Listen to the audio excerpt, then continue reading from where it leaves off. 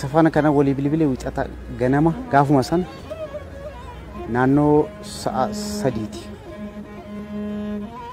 Nam bilbilee fi naaf hin kaasne deebisee naa bilbilee. Egaa yeruma marayyuu nama hunda specially diinni isatti gammadaa miti. Nuti hin beekna. Acee akkuma yeroo kan haasofnu dhumarra wanta waliin jedhu wayiitu jira. Of eegennaan uffanee gara rakkoon hin jiru isinis of eegaadhe. Gaafa du'a isaa dhaga'u hin amanne. Nama naa bilbilee nan ka'ee acaaluu rukutame jedhanii mee bilbilii mee qulqulleessee jedhan. Dhugaadhaan du'eetti hin beekne. Bilbiluma isa ganamaa yaale na dide. Yeroo tokkottan bilbile. Mucaan tokko guddisaadha. Yeruma keenya waliin manadhaa turre Finfinnee jira. Maaltu ta'ee naan jedha. Deemaa jira of wallaaleera numtu. Garsana deemaa jira. Namni bilbilee na gaafatu hundumtuu nyaatamneerraa duuneerraa hin bu'a malee namni deebii kana natti deebisu nan dhabe. Bilbila beekus na wallaale baafachuus nan dadhabe isaa booda. Takka nan jilbeeffadha. Takka nan bu'a waanan jiru waanan dubbadhu nan wallaale. Ammayyuu gaa wanta inni yeroo dura ganama naan jedhe sana yaadadheen tarii ta'a laata jedhee shakke malee still ammayyuu ana caaluun ka'ee naa bilbilaan eega yookiin ka'ee natti dubbataan eega du'ee amanaan jiru ammayyuu. Nama du'us jedhee nama yaaduu miti. Guyyaa sanbatasaa wixata du'ee sanbatasaa mana kottu naan jedhee ture. Anillee hojjaaran ture lakkiin dhufuu jedheera. Sanaan booda wixatamoo du'a isaan dhagaye. Artist Haacaaluu Hundeessaa dachee qabsaa'eef Finfinnee handhuura Oromiyaatti wareegame. Magaalaa Finfinnee kutaa magaalaa Qaaqii Qaallitti bakka addaa kondominiyeemii Galaanitti rasaasaan rukutamee erga miidhamee hiriyoonni isaa bira ga'an. Artist Haacaaluu erga wareegamee booda qorannoof reeffisaa gara hospitaala Phaawulositti fudhatame. Waxabajji 23 ganama erga qorannoon raawwatee gara iddoo dhaloota isaa dacheetti qabsoo eegaletti akka awwaalamuuf imalli daandii eegalame. Gidduu kanattis Finfinneetti awwaalamuu fi Ambootti awwaalamuu irratti mormii dhalateen reeffisaa erga karaa ga'ee gara Finfinneetti ol deebi'e. Kanaan wal qabatees rakkoo nageenyaa mudateen lubbuun namaa darbuu danda'eera.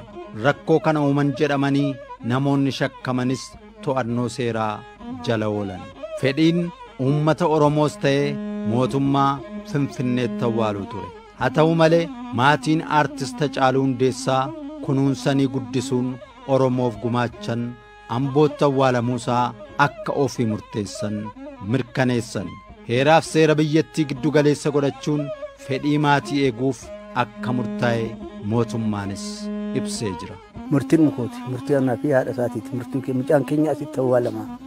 Biyyatti dhalatetti awwaalama malee iddoo biraatti awwaalamu kan jedhe numa anaaf haadha. Yoo Haacaaluu jaalatan ta'ate dhiiga Haacaaluu barbaadu ta'ate walii galanii dhiiga Haacaaluu barbaaduudha malee Haacaaluu awwaala dhoowwuun Haacaaluudha awwaan qabu. Haacaaluun immoo akka akkanatti awwaalamu kan barbaade maatiidha. Maatii fedhii maatiiti. Fedhii maatiitiin alatti waan ta'u hin jiru. Shaggaritti inni awwaalama inni jedhes jibbaa Haacaaluu ta'uu dhiisuu danda'a. Garuu fedhii maatiin ala ta'uu hin danda'u. Wanta innis ta'e jaalalaanis haa ta'u jibbaanis tonkoliifis haa ta'u rabbaa beeku. Garuu wanti ta'e gaarii miti.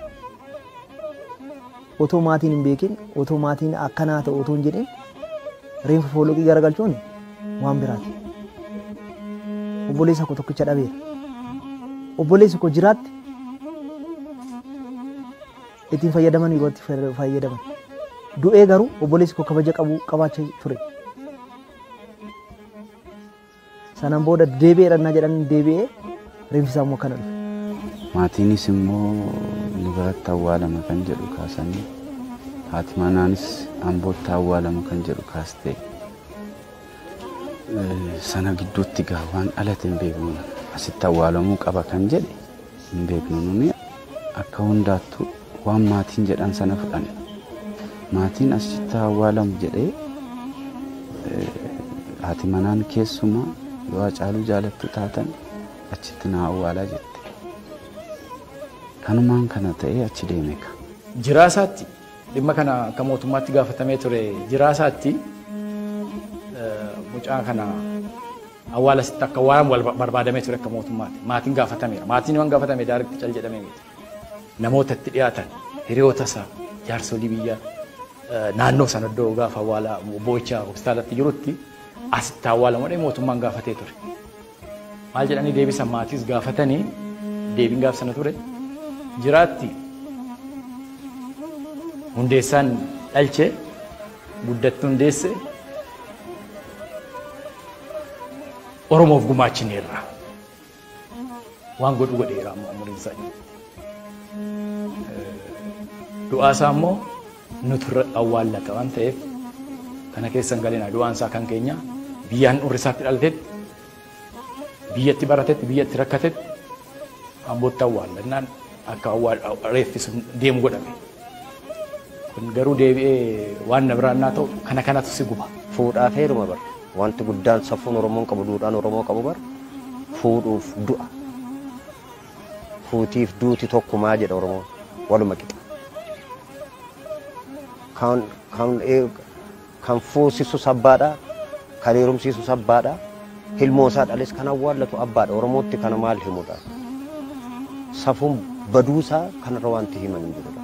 Kan hunda kan fide waggaa 27 nuti kan buufanne hidhaa qofaa se'a duudha qofaa se'a namni. Safuu keenya illee ajjeesaniiru otoo nuti hin beekin kabaja walii qabnullee nurraa ajjeesanii nuti hin beeknu malee duwwaa keenya jiradha. Du'aa awwaallattee deebitee haasawaa kabaja nama lubbuun jiru caala namni du'e kabaja qaba. Inni guddaan immoo wanti baay'ee nama aarsu qe'ee isaatti qe'ee Oromoo lafa qabsoo Oromoo taate Amboo keessatti dirree gootaa dirree daraara kafanii dirree torban kuttaa'e keessatti bakka hidda dhaloota isaa keessatti awwaalcha Hacaaluu ammas jeeqamuusa baay'ee nama gaddisiisa. Ameerikaa keessatti dhiyeenya kana wanti ta'e sun gurraacha poolisiin ajjeese sun warri gurraachota maallaqa guddaa walitti fuudhaniitti akka awwaalchi isaa tolu godhaniitti birriin baay'ee walitti funaanamee waan ta'eef iddoo awwaalcha dureeyyotaatti siidaan isaa akka isaaf dhaabbatu siidaan Ameerikaa keessatti xiqqaa miti baay'ee guddaa ulfaata namni awwaalamuuf rakkisaadha Ameerikaa keessatti. Akkasitti iddoo dureeyyiitti awwaalamee seenaa isaa siidaa guddaan akka dhaabbatuuf taasifamee maallaqni ammas ga'u walitti dhufeetti. Achi booda obbolaansaa haati isaa ji'a muraasan dura waan duuteef iddoo warra hiyyeeyyiitti awwaalamtee turte haati gurraachichaa jechaadha. Iddoo warra hiyyeeyyiitti awwaalamtee iddoo warra hiyyeeyyii sun jechaan fooqi irratti awwaalama. Fooqiin sun immoo awwaalichi immoo waggaa dheeraan booda yookaan daakamee bakka tokkotti makama. Kana odoo beekanii obbolaansaa waggaa du'u san Joorji Filooyid yoo du'u haadha koo jechaati du'e. Waan haadha koo jechaa du'eef haadha isaa biratti awwaalamuu qaba jedhanitti kabaja sana guddaa san dhorkanii iddoo warri gurraacha warri Ameerikaa adiin sun illee kabaja san maatisa kan jedhan san kabaja kenneefit iddoo maatisa iddoo warra hiyyeeyyiitti dhaqee Joorji Filooyid awwaalame jechaadha.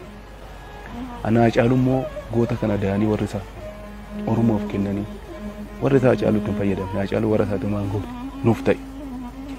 Gaacha namoo ta'e adda nuu ta'e fuuldura nuu deeme Hacaaluu goota akkanaa haadha isaaf abbaa isaa jajjabeessuu afeet awwaalla Hacaaluu aga buqqa'uuf illee itti deeme halkan erga awwaalamee boodatti maal godhe Hacaaluun baay'ee kan nama gaddisiisu kana jechaadhaan as keessatti wanti baay'ee natti dhagahame baay'ee itti gaddi jechaadha. Rakkoo baay'een nu quunname dunkaanuma kana keessatti isa bichaa miti ilma obboleessa hangafa kootiis asumatti kun asumatti rukutanii ajjeesanii du'eeranis gaddi koo gadda lama gadda tokko bichaa miti ijaa kana baay'ee egaa na wanti kana ta'ee fi wanti kana kan na gargaaree jira seerri mootummaa kan na gargaaree jira sirriitti kan na gargaaree jira fanasitti na dubbisanii gargaarsa baay'ee kan naa godhan ammanni awwaalamee galee nuti awwaallee gallee asii teenyee boqonnutti illee naannoo kanaan dhaabatanii kan nu gargaaran jiru mootummaan deeggarsa baay'ee nu godheera qofa kun immoo egaa humna kootiin sun ta'in beekama kootiin sun beekama Hacaaluuti beekama Hacaaluun biyya isaatii dhiigee biyya isaatii xaaree biyya isaatii kanaaf gargaarsi kun hundumtuu godhameef amma ammaattuu godhamaaf jira naannoo kanatti. Mucaan eessuma kootii rukutameera. Kan obboleettii kootii miilli isaa rukutameera. Mucaan kan obboleessa haadha kootii jaartiin isaa rukutamteetti. Beeksisawumatti namni baay'ee rukutamee jira. Kunuu egaa otoo tasgabbiin jiraate kun hunduun dhalata. Maatiin uumata miidhame. Du'a meeqa duun. Mucaan eessuma kootii kan nu guddiseedha. Otoo iddoo kana dhaabbatee bo'oo gadi ba'ee du'e. Kun hunduu maayin wal dhaggeeffachuu dhabuudha. Hacaaluu du'aan of biraa dhabnus gaggeessaan isaa akka hin gaggeeffamne waan lama nurratti hojjetan uummanni Oromoo alaa keessaa wanta beekuu qabu sinitti himan. Hacaaluun hunduun uummata Oromoo ajjeesan Amboo hanga Finfinneetti Amboo hanga Wallaggaatti daandii nuu banaa otoo inni kadhachaa jirru goota taate qabsaa taate daandii irratti baate reeffa nutti hin dabaliin otoo jechaa jirru reeffi mana jira gaggeessaa goota haa gaggeessin otoo jechine kadhachaa jiru reeffa nurratti dabalan jiraasaa jibbanii du'aasaa jaalatan Finfinnee irratti hawwaalamuufi Amboo irratti hawwaalamuu isaatiif kan murteessan uummanni Oromoo haalaafis keessaas kan wawwaataa jirtan yoo ta'e illee kan murteesse abbaa caala haadha manaa caala ani ittiin hin haanu ati ittiin haantu kanaaf immoo Hacaaluun Oromoo irraa dhalate Oromiyaa irratti dhalatus haadha murteeffate abbaa murteeffate bakka daraaraa kafalii hawwaalametti hawwaalladhu mucaako ganamas galgala dhaqeen ilaalladha kan jedhe haadhadha haati mimmee mucaan hurgee isaa hin sobde naanaa jettu haati guddoon. Anaaf akka kootitti kuni Hacaaluudhaan malu kuni du'a Hacaaluutiin malu Hacaaluun miidiyaan biyya kana keessaa miti miidiyaan alaa hunduu irratti argame duuta Hacaaluu kan gaggeessan Hacaaluu hiriyoon isaa kan biyya keessaa kan biyya alaa jaalattoon isaa akkuma goota kamii akkuma artistii kamii Hacaaluu hunda caala goota kam caala artistii kam caala kanaaf gaggeessan isaa kun fi awwaalli isaa kun wanta Hacaaluu Nuni Hacaaluun kun isaaf hin malu ture. Hacaaluun gaggeessaa du'a namaa irratti argitee ta'a. Tokkostuu harka harcummeedhuun naanni namaa himu to argite gaddita. Hacaaluun farda jaalata. Hacaaluun seenaa namaa himuu jaalata. Hacaaluudhaaf namoonni isaa himuudhaaf isaa fi wanti jechuudhaaf ka'an baay'ee turan. Nama akkasii immoo gaafa dhabdu teessee ilaaltee safuu Oromootiin duudhaa Oromootiin gaggeeffatteet akkamitti namni keenya eenyutu ajjeese akkamitti gumaasaa ba'a jedhee Oromoon mana isaa fi balbala qabu mari'achuutu irra jiraataa ture. Garuu okkara godhame. Okkara ittiin godhaniit waan biraatiif faayidaa siyaasaa dhuunfaa isaaniitiif sirbuutu ture. Har'aallee kanuma labsu afaan bananii. Hacaaluun biyya kanatti akka biyya isaatti awwaaluu kan barbaannee fi tokkoffaa nuti iddoo awwaala isaatii innaa dhaqnee iddoo awwaala isaa hin arginaa. Iddoo awwaala mucaa keenyaati jennee yaadna kuni namni du'eellee hin galu awwaalli isaa sosii tuluu baachisomaa miti yoo ta'e ilmoon dhiiraa allaattii nu baraatti kan nyaattu baay'eedha. Ta'us immoo inni kun immoo naannoo biyya isaa keessatti du'e biyya keessatti du'e asitti nu awwaalame akka arginu kan barbaadnuuf kana goone. Tokko Hacaaluun Ambootti dhalate. Amboo immoo biyya dhiiraati. Hacaaluun akkas iddoo kanatti awwaalamu tokko haati bataskaana adeemtu hin argiti abbaan hin arga obbolaan hin argu bakkee dhaloota isaatiiti wanti isaa kanuma iddoo kanatti akka ittiin awwaalamu barbaadan. Qanii itti awwaalamus gaafa reeffi dhufe gaaf tokko as bulee gaafa qanii kamsii awwaallee kan manumtas numa murteessee kan taasisas awwaala isaa kan awwaalamne sila jeequu kajeelaniiru mootummaan humni mootummaa bitaa mirga dhaabatee sirriitti gargaarsa godhee isammoo duraan ani himadhee dhufanii na gaafataniiru ani wanti barbaadu hin qabu iyya kanaaf caacaataan barbaadu mucaan koo akka seera ilmi namaa awwaalamutti akka awwaalamu jedhee himadhee jeneraalli tokko dhufanii asitti na dubbisanii isa hojjaarra naa oolchaniiru. Wanti hariifatee jedhamus anaan hagalaan hin jiru. Tokko uummanni keenya wal dhaggeeffachaa hin jiru. Otoo warra hin gaafatin reenfa deebisan. As dhufunaan immoo awwaallachuudha jennaani hokkora kaasan. Kun seera miti. Reenfa mana keessee miti kan hokkora kaasu. Awwaallattee booda sanaan booda gumaa kee barbaadda. Du'ee edda du'ee achi akkana finne. Edda dhufee booda immoo jimaatummaa wixata du'ee kan maksanyuu isaa dhufee sanaan booda roobii olee tamusii awwaalame maaltu jarjara. Kun fedhii dhummaatiiti malee wanti godhame waa takka hin jiru. Jaalala sanas gaafa ibsitu jaalalli isaa akka qaba.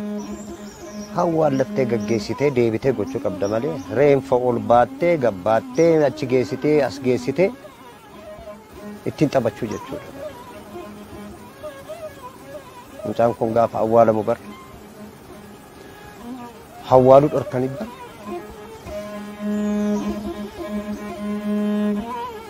sanduuqa keessaatii bishaan naqaa jiru.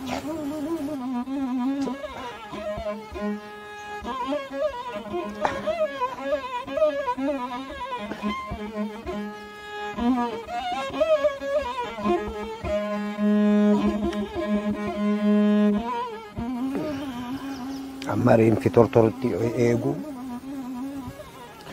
amma reenfi saaxinii keessatti godhu jaalalaa ta'uu fi maan sana maangalabu. Artist Hacaaluu Hundeessaa goota duutii isaaf maluun turre keessattuu wareegamni akkasii Hacaaluunis Oromoonis waliin imala jireenyaa itti fufuuf hin milkoomne. Diinni Hacaaluu ajjeesa akka hin gammanneef hin booyinaa jenneen hin naman.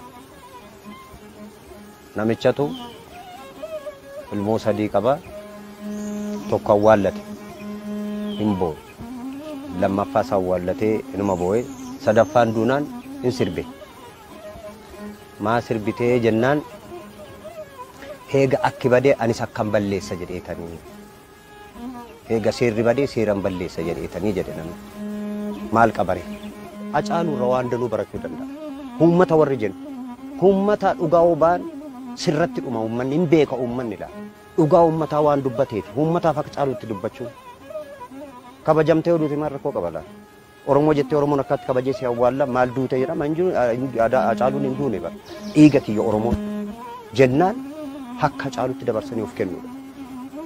Hacaaluun abbaa waan na dinqe namni oboo haadha Hacaaluutu nama tasgabbeessaa ture abbaatu nama tasgabbeessaa ture.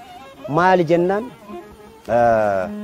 nuti bara doonni irraa mucaan keenya gaafa calqabu siniif har'a du'e malee gaafa inni qabsoo kanatti ba'u du'e nuti bara har'a miti kan inni du'e duraan boonyee gaggeessine naan jedhan. Hacaaluun wareegama yeroo isaa hin eegne Oromoof kaffale kichuutu karaatti murame goota dilbii aartiin guutametu utuu fiigeen quufin wareegame. Hacaaluun egaa goota Oromoo qofa osoo hin taane goota Afrikaati. Mucaa fiigee hin quufne kana. Mucaa daqiiqaa takkittiif jiruuf jireenya mataa isaa hin jiraatin. Uummata isaa bilisoomee, uummanni isaa gammadee, uummanni isaa injifannoo gonfatee arguuf halkaniif guyyaa umurii isaatii ol osoo hojjetu akka hin taanetti nu harkaa badee. Mucaa koo nargadhu. Ana gara isaa dhaqa malee inni gara koon dhufu. Gaafa qanii kooti ana gara isaa dhaqa. Otum ta'u seerri immoo humna jabaa qaba. Gumaan mucaa kootii hin badin qofa. Otoo seerri jiru gumaan mucaa kootii badu. Mucaan koo Oromoo isaati jedhee du'e malee mataa isaati bichaaf miti. Oromiyaadhaa otoo xaaruu mucaa koo galaafatanii dhiigni mucaa kootii dhangala'ee nafin. Namni yoo baasu baate waan akkanaa baasu nan beeka waaqatta nama nanii waan akkanaa baasu nan beeka qofa biyya sirri tokko jirutti sirri jabaan jirutti ilmoon namaa goodaatti qalamee nafu. Ani uummata Oromooti kanan jechuu barbaadu. Gumaa Hacaaluu haa barbaadu uummanni Oromoo walii galee. Isa addaan wal fa'oo otoo hin ta'in walii galee tokko ta'ee dhiiga isaa haa barbaadu. Kana bichaan jechuu barbaada. Hacaaluun seenaa kaa'ee du'eera. Seenaan irraanfatame. Hacaaluun dhugaa dubbachuu isaatti du'e. Kanaafuu dhiiga isaa barbaadu.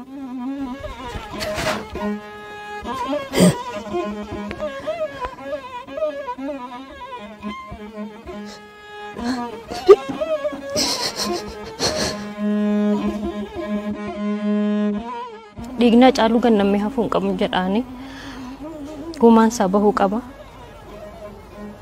Mootummaanis karaa kanaan immoo waan dhugaa ta'e waan jiru uummataaf dhiyeessuudhaan uummata tasgabbeessuu qaban jedha. Hacaaluun hin du'e malee hojiin isaa hin jira. Hojiin isaa bara baraan yaadatamaatuma jiraata. Garuu karaa inni bobba'ee jiru keessatti waan hunduu akka galma ga'u waan nuti beeknu illee hin jira. Gara fuulduraa maal hojjechuu akka qabu kallattii nuti ittiin ilaalluuf kallattii inni itti ilaalaa ture baay'ee walirraa fagoo waan ta'eef haga dandeenyu garuu hayyoo fi viizinii obboleessa keenya waliin mari'achaa waliin ta'a artistoonni Oromoo hayyoonni Oromoo waliin ta'atuma mari'annee maal gochuu qabna han jedhu gara hojiitti seeneetii yaada. Sirban amma baasuuf jedhu an hin beeku natti himne garuu istuudiyoo hundumaa keessaa sirban qabaata yaada. Hacaaluu waan baay'eedhaaf xixiqqoo dhukkubsateellee boqote wanti ittiin gaabbine baay'eetu jira beektaa silaammatuun waan baay'ee gaafanne isinittillee waan baay'ee himuu dandeenyu waan baay'ee turan.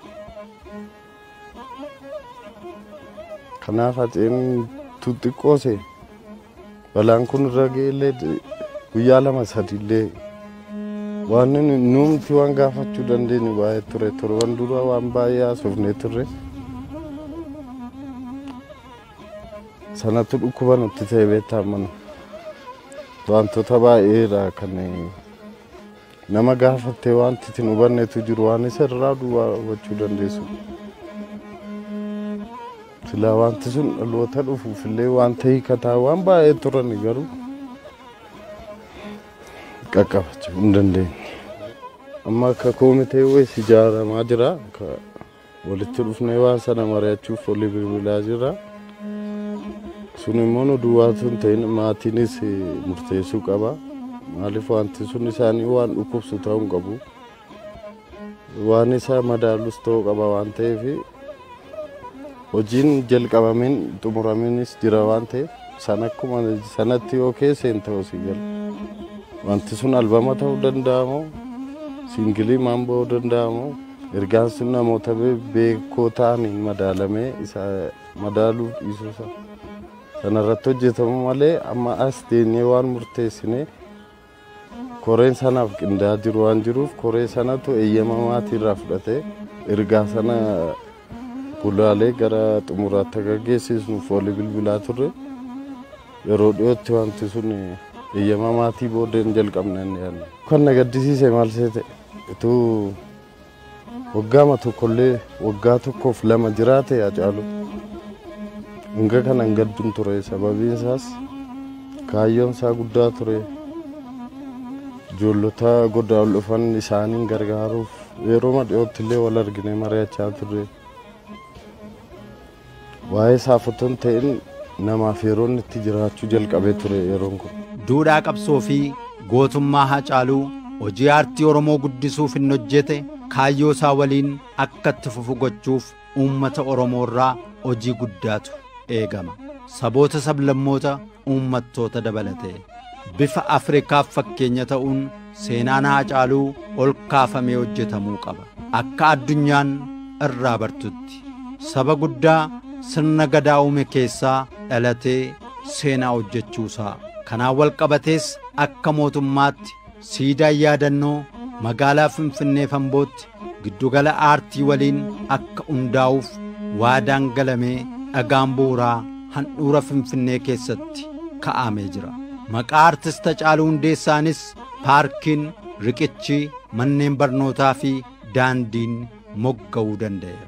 Siidaan Haacaaluuf hojjetamus siidaa gootummaasaa fi hojii qabsoo isaa gitu akka ta'u murtaa'uun. Hawaltiinsaa akkasittis Finfinneettis ijaaramu odeeffannoo gurraa qabaa. Kuni lamaan seeraan akkanaa ta'uun barbaada. Wanti biraa wanti hin barbaadu. Awwaalli isaa akkanaa bibittime sun amma mataa wal qabachiifamee siidaan dhaabbatullee kun sadarkaa biyya kanaa keessatti sadarkaa bakka tokkoffaa ta'e biyya Itoophiyaa keessatti iddoo tokkoffaadha. Isaa ala iddoon tokkoffaan jiru. Handhuura magaalaa Finfinnee keessa naannoo masqalaa addabaabayii fuuldura masqalaa addabaabayii jira. Karaa harka mirgaatiin hora Finfinneetu jira. Karaa bitaatiin ECA kan jedhamu waajjira ikoonoomii Afrikaa jedhutu jira. Iddoo sana kan taasifneef Haacaaluun wallisaa Oromoos miti, wallisaa Itoophiyaas miti, wallisaa Afrikaati. Maariyaam Akeebaa Boon Maarliyoon. Boon Maarliin tokkummaa Afrikaa jedha. Haacaaluun bilisummaadha jedha. Itoophiyaa keessatti dhiisii Afrikaatu tokkoffaadhaan hojjennaaf kana. Awwaalli isaa hunda harkaa bade jira guyyaan. Wanti Haacaaluu godhamu. Wanti biyya kana keessa jiru iddoon tokkoffaa jedhee Haacaaluudhaaf ta'a. Kuni dirqama. Nuti kana kan dubbannu cola Haacaaluu irratti waan arginu jira. Nuti siidaa isaa kan dhaabnu Haacaaluu fi miti kan dhaabnu. Ofiif dhaabnu nuti. Haacaaluu irratti waa yaraa arginaan jira dhaabbanneet arginee mire. Kan Haacaaluu fakkaatu du'ee Oromoo waan goone, Itoophiyaa waan goone maallaa gooti. Ani of arge jechuudha lubbuun jiraadhe. Waan biyyi kun naa gootu argee jechuudha. Waan Itoophiyaan naa gootu argee jechuudha. Waan Oromoon naa gootu argee jechuudha of eeggattaa jechuudha. Dubbiin Haacaaluu kun akka deebifne Oromummaa keenyas qabsoo keenyas namummaadhuma keenya akka of deebine yeroo tokko gaarii naa ta'an. Injirru jechuudha injirru bar. Akka of laalu deebifne akka haaraatti akka lafa of ol kaanu. Magaalaa Finfinnee handhuura biyya keenyaa irratti galma mootummaa biyyoolessaa ta'anii siidaan goota kanaa siidaan ilma keenyaa seenaaf akka ta'u hundi keenya karraa baran iddoo kanatti akka dhaabbachuu qofa odoo hin ta'in dhaloonni fuuldura jiru xiiqii Haacaaluu akka baratu kutannoo Haacaaluu akka baratu asitti murteessinee jira. Siidaan kun siidaa dhagaadhaan, siidaa simmintoodhaan boceemee hojjetamuu miti. Ilmi keenya Haacaaluun sibiila, ilmi keenya Haacaaluun warqeedha. Siidaa goota kanaa warqee irraa hojjennaaf. Har'a yaadannoodhaaf siidaan asitti dhaabamu kun Haacaaluu bara baraaf dubbata. Dhaloota kanaaf qofa osoo hin taane dhaloota hundaaf dubbata. Har'a yaadannoodhaaf wantoonni kaa'aman kun dhaloota barsiisu, dhaloota jaaru. Haacaaluu miileenota baasaa deemu. Injifannoon biyya kanaa akka itti fufu godhu. Haacaaluu Hundeessaa dhiira irraanfatamu miti. Aartist Haacaaluu Hundeessaa waltajjii irraa dhabuun guddaa ulfaata. Gaddaaf madaa Oromoos irra deddeebi'ee tuttuquu danda'a. Akkasis taanee hayyuu akkanaa dhabnee jirra. Gara fuulduraa idoonnoo baay'ee na rakkisaa dhuguma amma yoo sirbuma afaan Oromoo yookaan immoo koonsartuma afaan Oromoo deemee daawwachuudhaaf waan baay'ee waan na rakkisu natti fakkaata jechaadha. Amma waa'ee koonsartii kaafte yoo waa'ee sirbaa yoo gaafte jalqaba sammuu kee keessatti kan dhufu Haacaaluu Hundeessaati. Namni hunduu achuma laala. Akkana ta'e kaa dubbiin jechaadha. Kanaaf uummanni Oromoo of jajjabeessuu gaafata. Maatii isaa cina dhaabbachuun gatii Haacaaluun isaaf kaffale ilmaan goota kanaa guddisuun aarii isaa baafachuu qaba. Bakka Haacaaluu bu'uun ulfaataa ta'us maatii isaatti qophummaan akka hin dhaga'amne yeroo maraa waliin ta'uu gaafata. Ijoolleen isaan kun akka guddattee barattee iddoo geessee akka Haacaaluutti immoo onnee godhattee guddattu annan gorsa yoomman jirutti mootummaan immoo ijoolleen isaa akka guddattu yaala akka godhu kana bichaan barbaada. Wanti biraa waan barbaadu hin jiru. Maatii Haacaaluu akka Haacaaluutti kunuunsinee ijoollee Haacaaluu akka Haacaaluutti kunuunsinee yeroo ayyaanni waggaa dhufu yeroo wantoonni garaagaraa dhufan maatii isaa kunuunsinee kaayyoo inni du'eef galmaan haa geenyu. Haacaaluun siidaa tokkummaa fi qabsoo Oromooti. Uummanni Oromoo gootnonnee sibiilaa hedduun duraa wareegamus qabsoonsaa dhaabbateen beeku. Goonni ni wareegama, qabsoon itti fufa. Koodee qabsoo Oromoo aartist Haacaaluu Hundeessaa dhabuun guddaa ulfaatus hojiif seenaansaa Oromoo waliin darbanii jiraatu. Siidaa qabsoo fi tokkummaa Oromoo ta'uun gootota Oromoo waliinis yaadatamaa jiraata.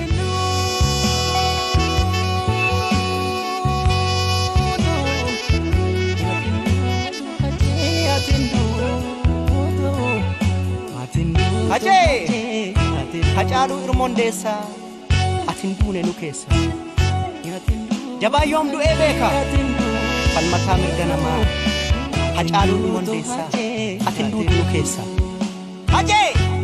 Hacee gaafa barkumee Hacee gaafa Adawaa Haacaaluu gaafa Marreessaa goonni yoom du'a nu keessa ati hin duune Hacee